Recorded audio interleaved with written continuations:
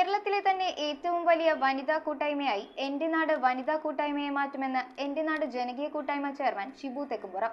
എന്റെ നാട് ജനകീയ കൂട്ടായ്മയുടെ വനിതാ സംഗമം ഉദ്ഘാടനം ചെയ്ത് സംസാരിക്കുകയായിരുന്നു അദ്ദേഹം. കേരളത്തിലെ തന്നെ ഏറ്റവും വലിയ വനിതാ കൂട്ടായ്മയായി എന്റെ നാട് വനിതാ കൂട്ടായ്മയെ മാറ്റുമെന്ന് എന്റെ നാട് ജനകീയ കൂട്ടായ്മ ചെയർമാൻ ഷിബു തെക്കുംപുറം പറഞ്ഞു. എന്റെ നാട് ജനകീയ കൂട്ടായ്മ കോട്ടപ്പടി പഞ്ചായത്ത് തല വനിതാ സംഗമം ഉദ്ഘാടനം ചെയ്ത് സംസാരിക്കുകയായിരുന്നു അദ്ദേഹം. കിടപ്പ് രോഗികളെ സഹായിക്കാൻ വേണ്ടി 500 രൂപ പെൻഷൻ നൽകുന്ന പദ്ധതിക്ക് നമുക്ക് തുടക്കം കുറിക്കാൻ കഴിയും. ഇനി നമ്മൾ മുന്നോട്ട് നമ്മുടെ നിർധനരായ സഹോദരിമാർക്ക് വേണ്ടി 1000 രൂപ പ്രതിമാസം സഹായം ലഭിക്കുന്ന ഒരു പദ്ധതി കൂടി നമ്മൾ മുന്നോട്ട് പോവുകയാണ്.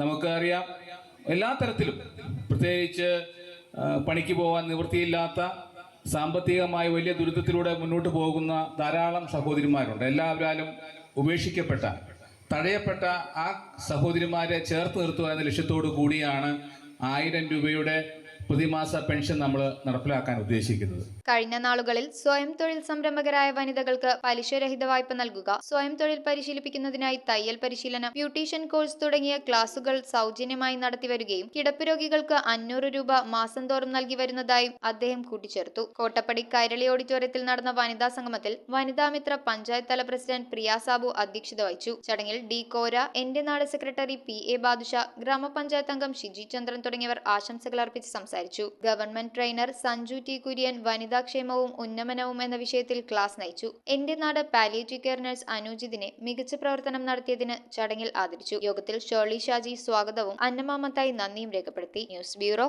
കോതമംഗലം.